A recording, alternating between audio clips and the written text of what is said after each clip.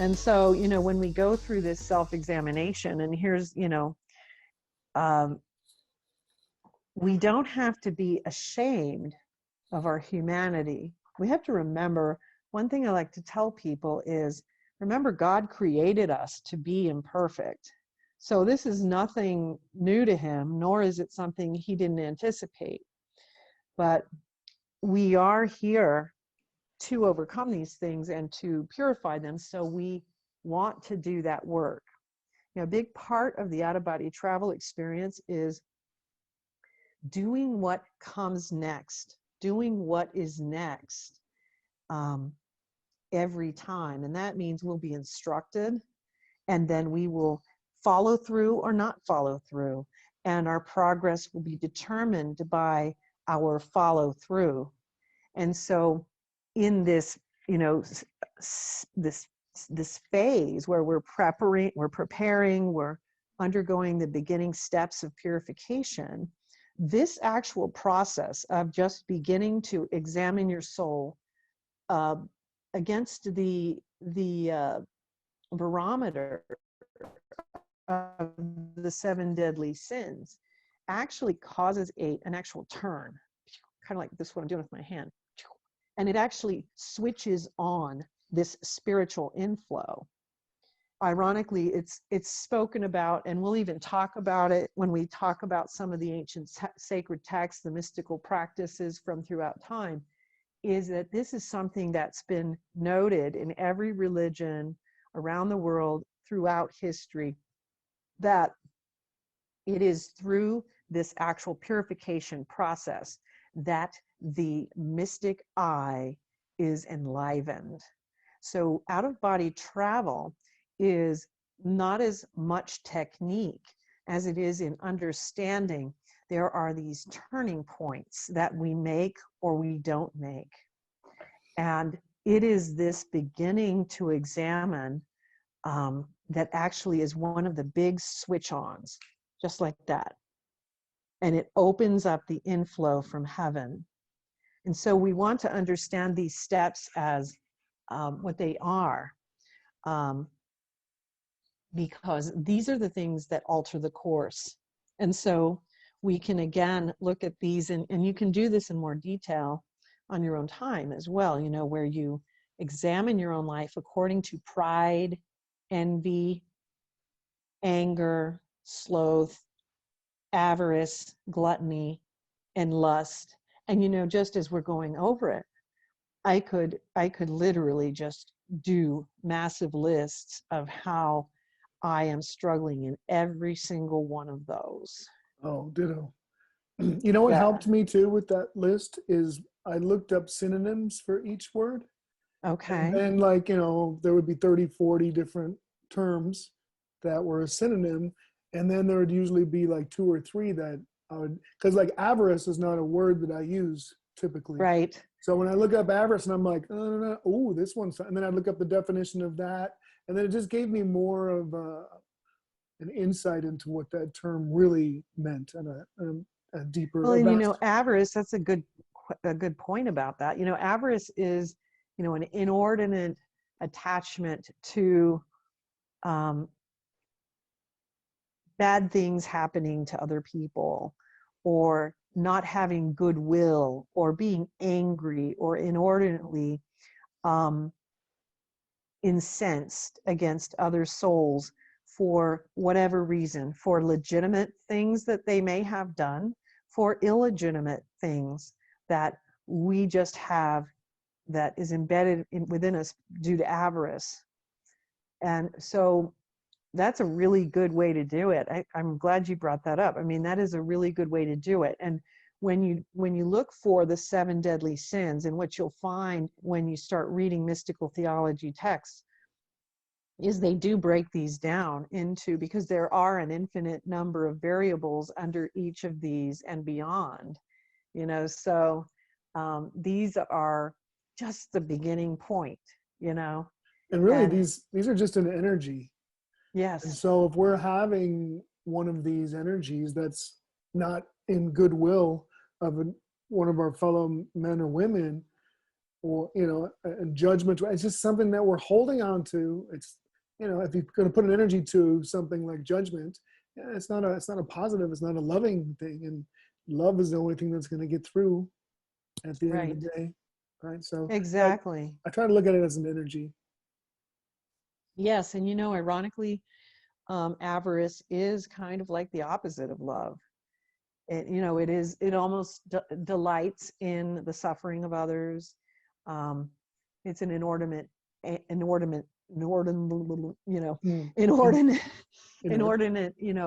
ill will towards others for various reasons. But there is a certain amount of, avarice is this, it's like a rough-edged kind of anger or inordinate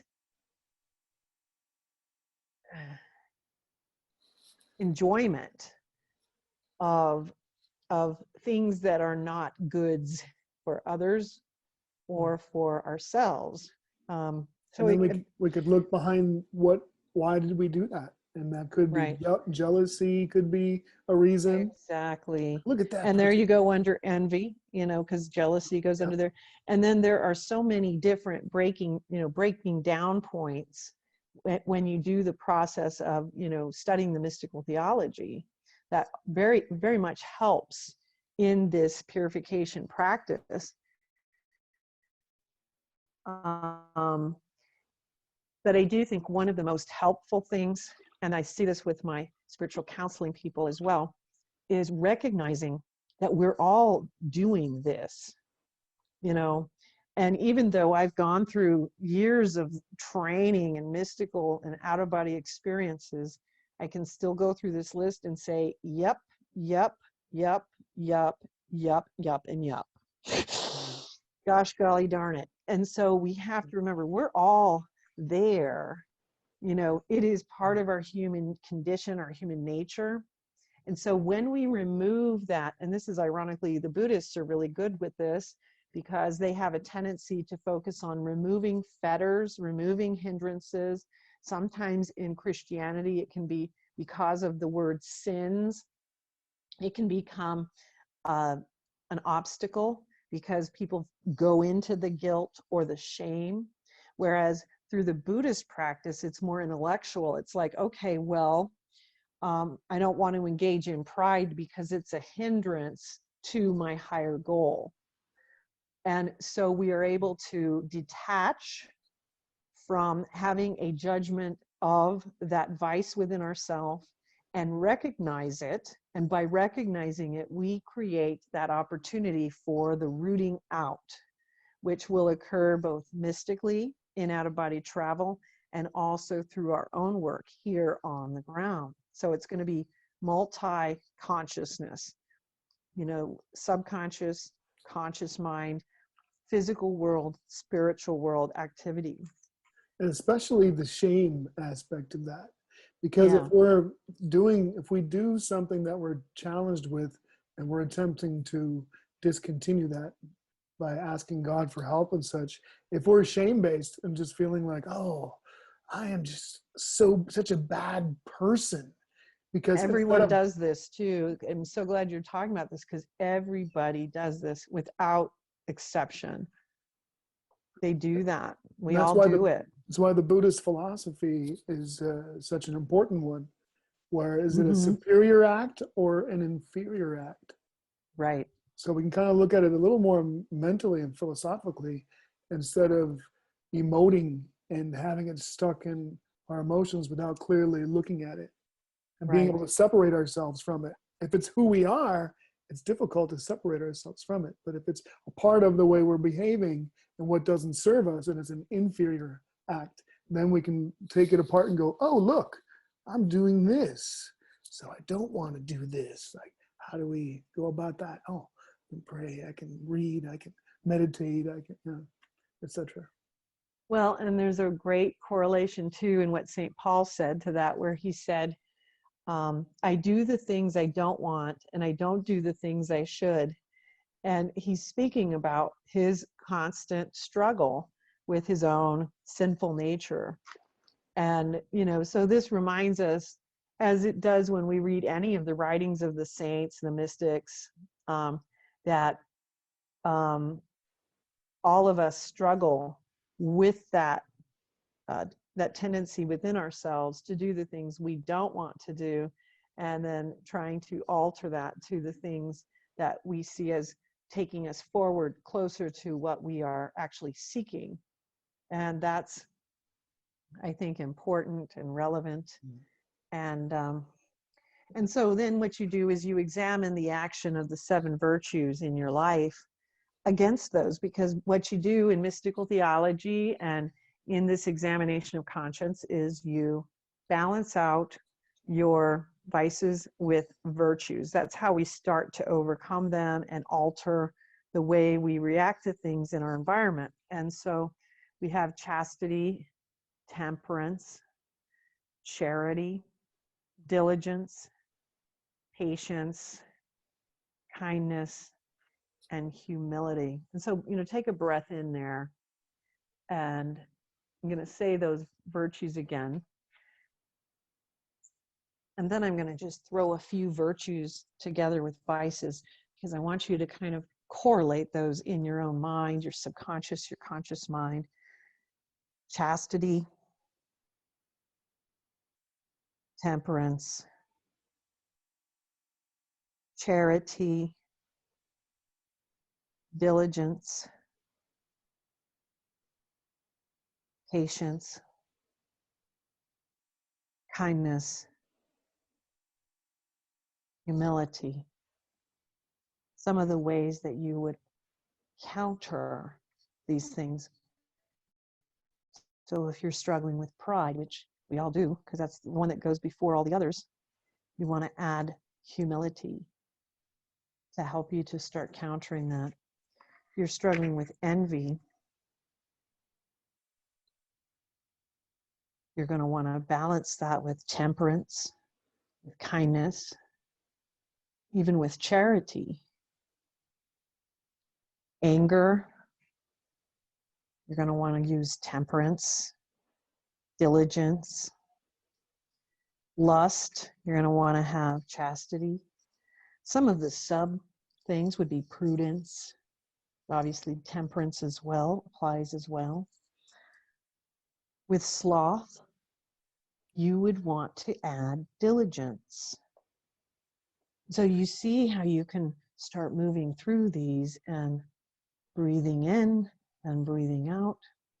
You can see how you can do this. You start allowing your spirit and your mind to start countering your vices with virtuous acts.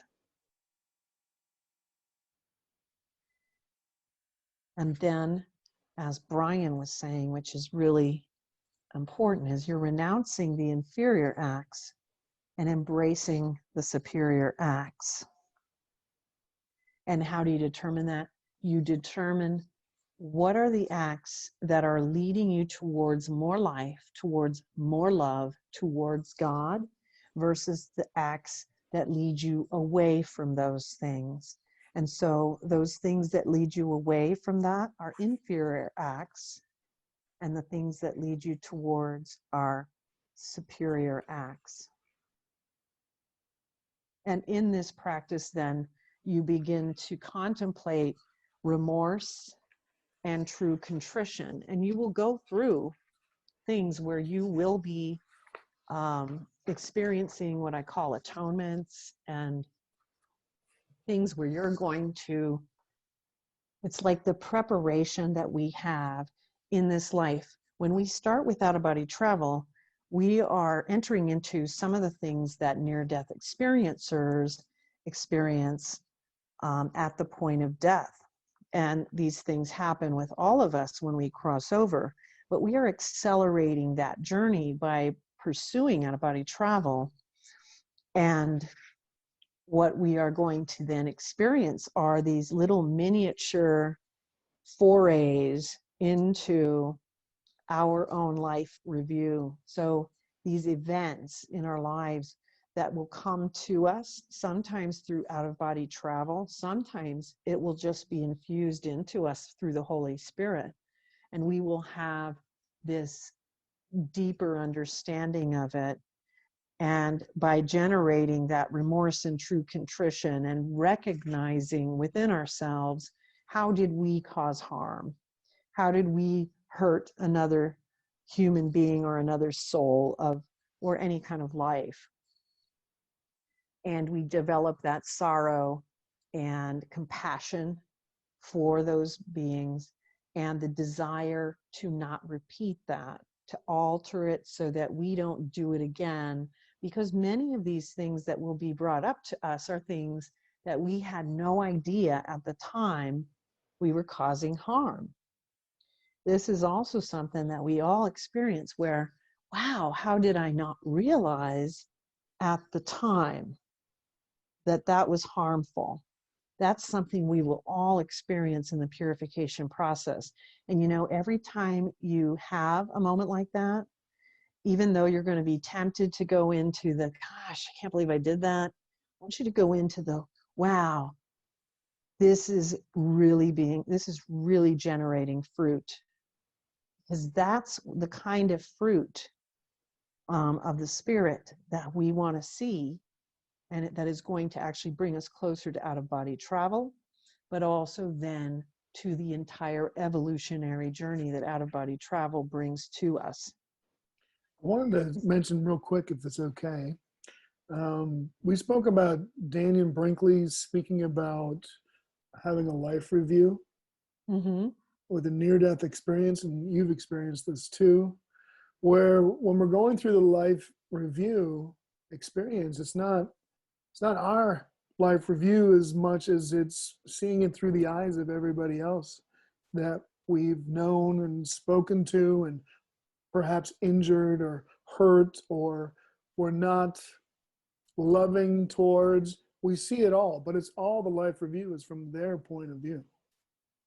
Yes, we experience how our actions made other people feel.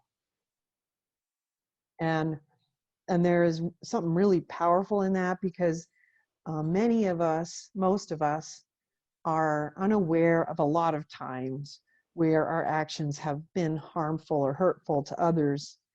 And so again, this is another thing that we all share, but it is a difficult experience, but it's very important. That's how we actually progress, is by understanding the cause and effect of our action towards the actual harm that is incurred by another. And so it's very important. And, you know, this next point is really important. So I'm going to ask everyone to just deepen for a minute here. So I'm going to take you down by 3. And with every number, I want you to go down another 1,000 levels in consciousness. This point I'm going to make, I want it to come in on all these different levels. It's very important in energizing the out-of-body experience. Listen carefully.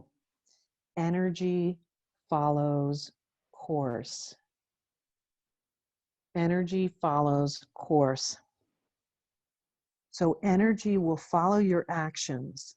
The more work that you do towards virtue, the more energy will of itself amend to a higher vibration. That is the law of eternal energy. So energy will follow course. When you take these steps, these things will begin happening on an energetic vibrational level, whether you are aware of it or not. And then we're exercising the soul to the next level. And so the next part here, let's go take some breaths. Focus on your breath. Do an in-breath and an out-breath. Do several of those.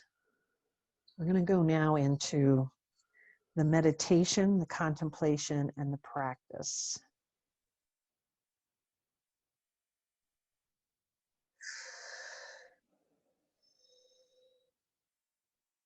As you breathe in, just imagine yourself breathing in light. And as you breathe out, imagine anything that is still darkness within you just coming right out with ease, with simplicity. Breathing in the light, breathing out false views, darkness, unrecognized or recognized.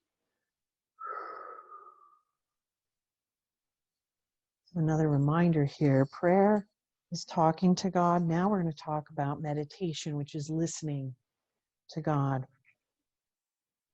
Contemplation is seeking to know God. So we're going to add into this practice now. We begin with prayer and the prayerful fervor. We're going to add meditation. And the way that I recommend it to people is that as often as is possible, that you allow yourself a period of at least 3 hours for deep meditation, and you do it lying down, because we want to allow for the soul to go deeply enough that you may enter into the vibrational state. And this is part of the reason for the need for the extra time. If you don't have that much time, it's okay. Do what you are able to do within the confines of your calling in life.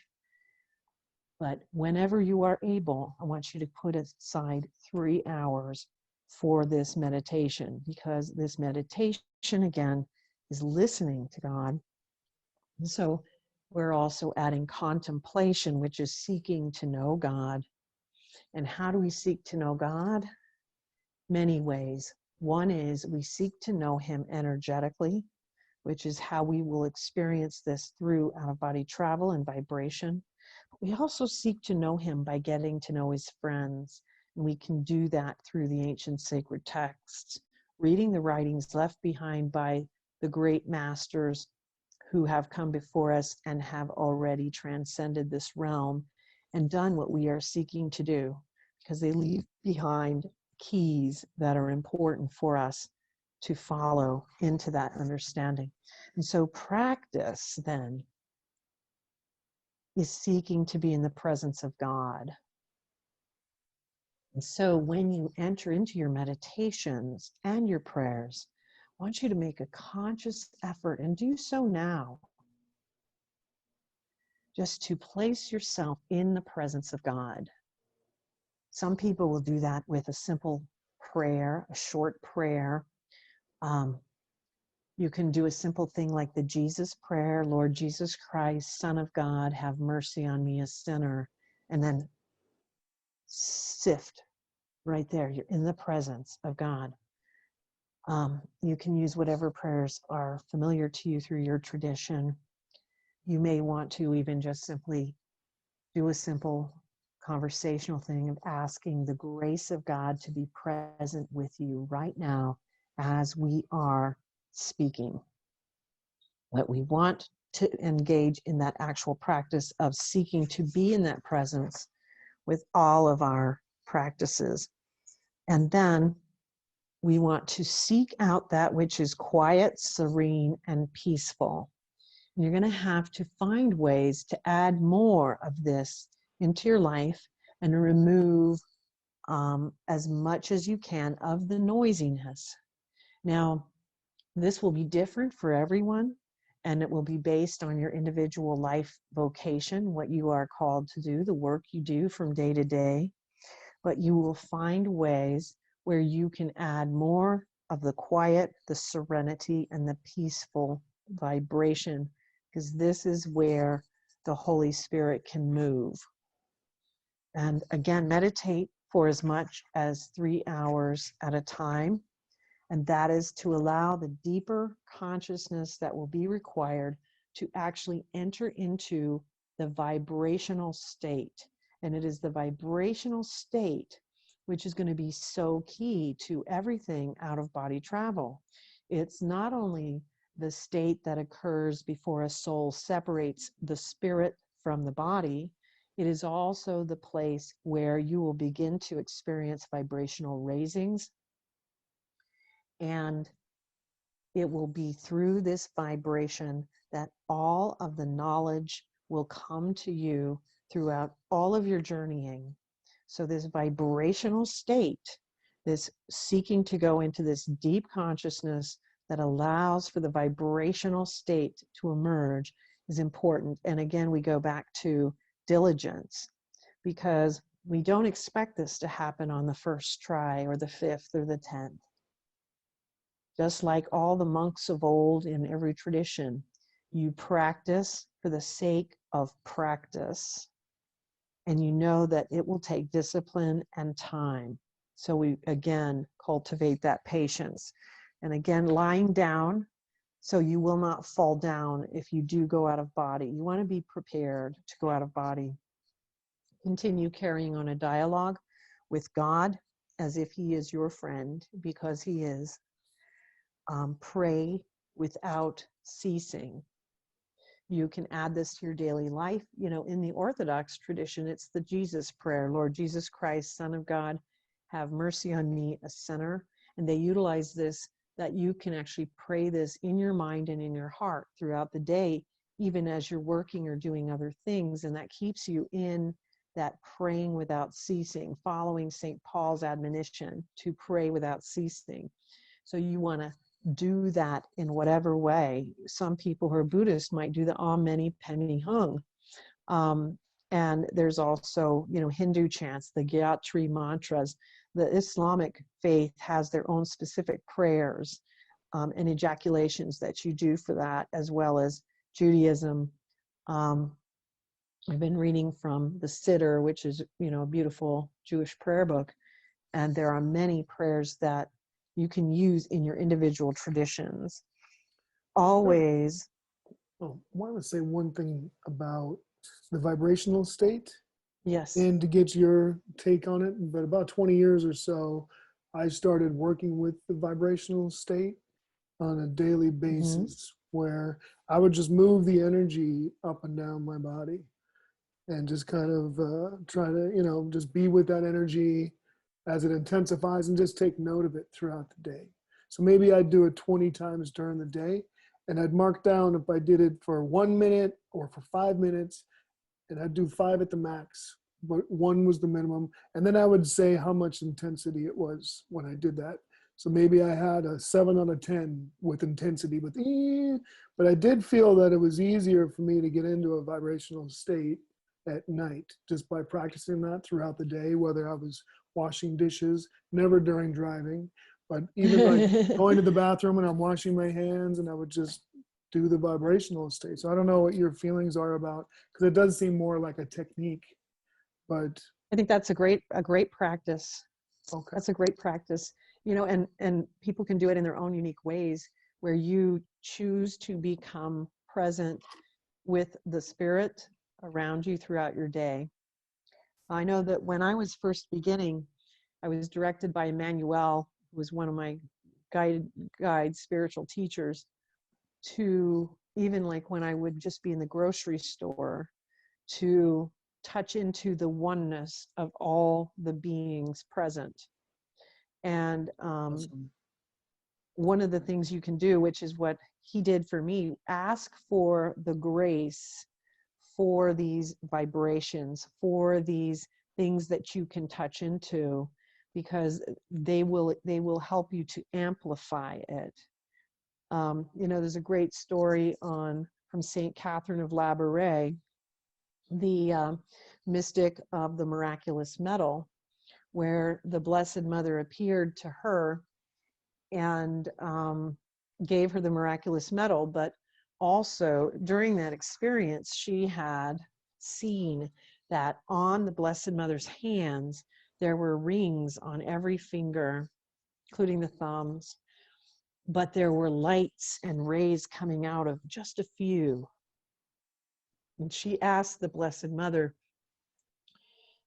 what is the difference between those rings? Why is the light shining so brightly from some, and some of them don't seem to have any light coming from them at all? And she said, these are the virtues that I can give to souls through grace.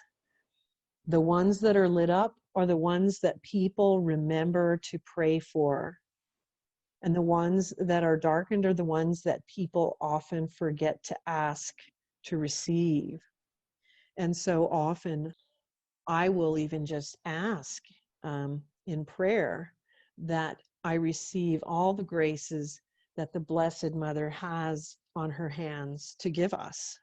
And we can do this, and we need to remember we want to ask for the graces to do the things that we're doing and to energize the things that we're doing, to lift us up.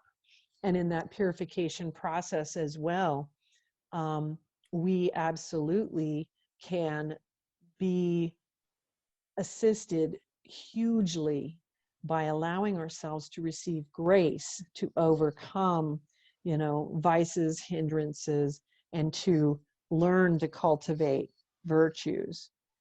And so these graces, it's very important that we remember to ask for them as we do all these things.